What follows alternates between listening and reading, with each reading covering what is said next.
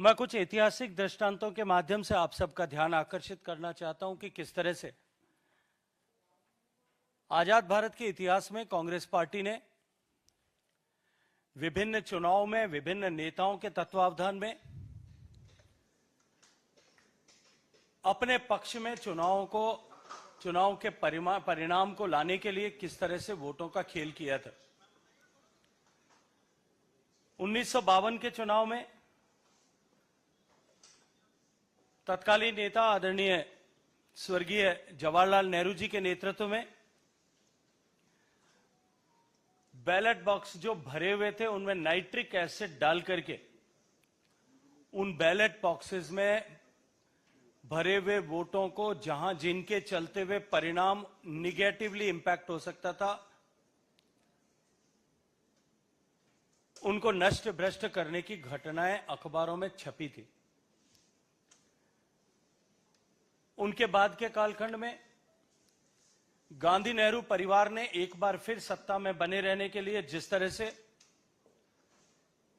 इंदिरा गांधी जी के चुनाव के समय में सरकारी संसाधनों का दुरुपयोग करने के साथ साथ में मतदाताओं को प्रभावित करने के लिए अनैतिक तरीकों का इस्तेमाल किया, जिस पर इलाहाबाद हाईकोर्ट ने उनके इलेक्शन को खारिज किया था, वो हम सब के संज्ञान में है। परिवार के तीसरे नेता राजीव गांधी जी जब कांग्रेस पार्टी का नेतृत्व कर रहे थे, उनके अपने मतदान क्षेत्र, अपने लोकसभा क्षेत्र अमेठी में जिस तरह से खुले आम बूथ कैप्चर हुए थे, लोगों को मतदान करने से रोका गया था अनैतिक तरीकों से, उसको लेकर के अमेठी में रीपोलिंग कराने की आवश्यकता पड़ी थी। रीपोलिंग न की जाए, इसको लेकर के उसे रोकने के लिए अनेक तरह के प्रयास किए गए थे। सोनिया गांधी जी, कल एक प्रश्न उनको लेकर के पूछा गया था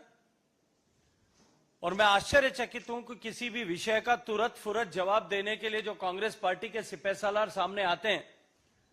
24 घंटे बीत जाने के बाद में भी कांग्रेस पार्टी में उस प्रश्न को लेकर के न परिवार की तरफ से और न पार्टी की तरफ से किसी तरह का कोई प्रत्युत्तर आया है। पूरी कांग्रेस पार्टी उस पर मौन साधे हुए, यह अपने आप में एक प्रश्न चिन्ह है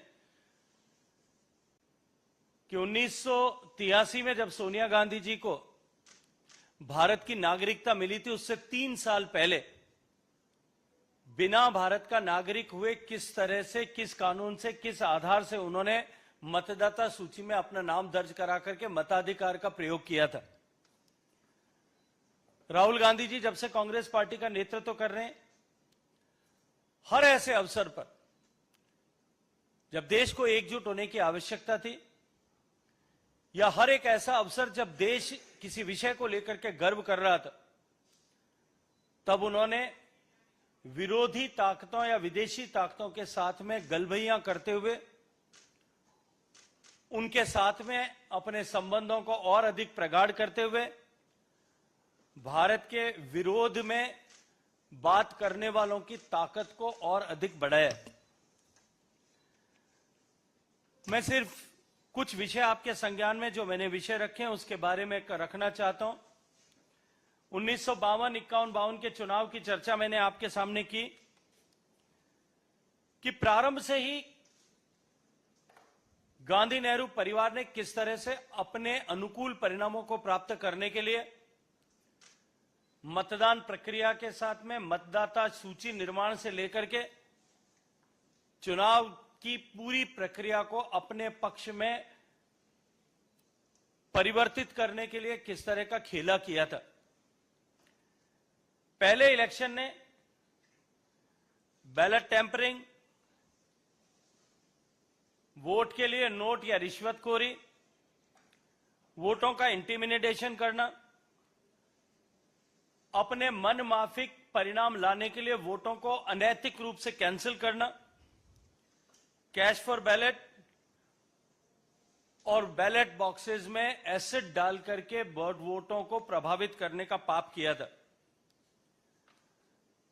जवाहरलाल नेहरू जी ने मौलाना अब्दुल कलाम आजाद साहब का चुनाव 1952 में रामपुर लोकसभा से जीता जा सके,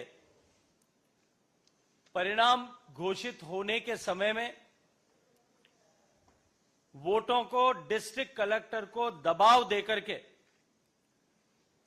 तीसरे उम्मीदवार विशन चंद्र सेठ के वोट सारे मौलाना आजाद को ट्रांसफर करा करके और उस चुनाव में उनको विजय दिलाई थी। ये सारा विश्व इस बात को जानता है। 1952 के चुनाव में बाबा साहब अंबेडकर लोकसभा में न पहुंचे, इसको लेकर के नेहरू ने पहले उनके सामने जो कैंडिडेट खड़ा किया, कम्युनिस्ट पार्टी के साथ में एक गठजोड़ बनाया और उसके बाद में भी चुनाव के परिणाम अनुकूल न आना पाते हुए 74,333 वोटों को उस समय में इनवैलिड डिक्लेयर कराया गया और 74,333 वोट इनवैलिड डिक्लेयर करने के चलते हुए अंबेडकर मात्र 14,561 वोटों से चुनाव हार गए थे। इस तरह से 1952 से मैं कुछ उदाहरण मात्र आपके सामने इंगित करना चाहता हूं। 1957 के चुनाव में रायचियारी बिहार में जिस तरह से देश ने पहली बार ऑर्गेनाइज रूप से बूथ लूटने का खेल देखा था, वो कांग्रेस पार्टी के संरक्षण में, तत्कालीन नेताओं के संरक्षण में हुआ था। जम्मू कश्मीर का उदाहरण हम सबके सामने है। 3 दशक तक जिस तरह से जम्मू कश्मीर में चुनावों को प्रभावित किया गया कांग्रेस पार्टी के सरकारों के समय में, 1951 के चुनाव में जब ये घोषणा की गई थी, कांग्रेस और एनसी ने यह तय किया था कि सभी मतदान क्षेत्रों में, सभी चुनाव क्षेत्रों में केवल एनसी के ही उम्मीदवार खड़े होंगे, उसके अतिरिक्त कोई उम्मीदवार खड़ा नहीं हो सकता। जम्मू प्रजा परिषद के जो कैंडिडेट्स खड़े हुए थे उन सब के candidature form, application form, nomination form reject कर दिए गए और बिना किसी विरोध के निर्विरोध सारी की सारी सीटें उस समय एनसी ने जीती थी। यह खुला खेल, संविधान की हत्या और लोकतंत्र की हत्या का नंगा नाच उस समय में तत्कालीन प्रधानमंत्री नेहरू जी के नेतृत्व में हुआ था। ठीक इसी तरह से 1957 के चुनाव में, 1962 के चुनाव में, 1967 के चुनाव में जिस तरह से नॉमिनेशंस को रिजेक्ट करने का खुला खेल हुआ, वो आज इतिहास के पन्नों में सुस्पष्ट रूप से दर्ज है। इंदिरा गांधी जी के समय में, जैसा मैंने आपके सामने उल्लेख किया,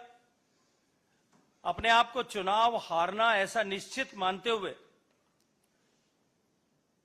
जहां एक तरफ चुनाव में सरकारी मशीनरी का दुरुपयोग किया गया,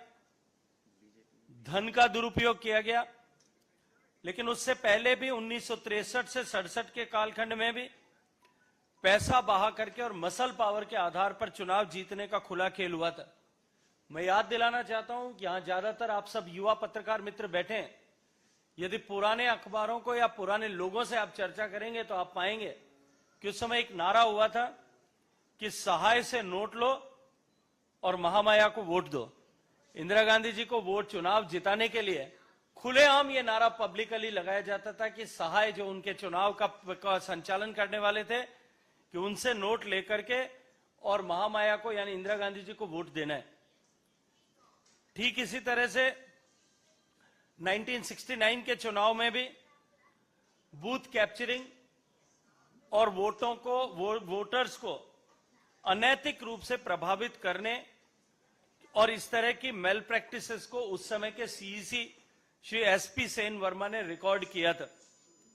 1972 के चुनाव में जिस तरह से इंदिरा गांधी जी और गृह मंत्री केसी पंत ने बंगाल और जम्मू कश्मीर के चुनावों को अनधिकृत रूप से प्रभावित किया था, आज वो कांग्रेस पार्टी संविधान का संरक्षण और लोकतंत्र के संरक्षण की बात कहकर के संविधान की पुस्तक को जेब में लेकर के घूम रही है। जिस तरह से कांग्रेस पार्टी के शासनकाल में उनके नेतृत्व में, उनके संरक्षण में 60 के दशक से लेकर के 70 के दशक तक हम सब लोगों ने, और आप चाहें तो YouTube पर इसके बहुत सारे वीडियोस आपको सबको देखने को मिलेंगे, उस कालखंड की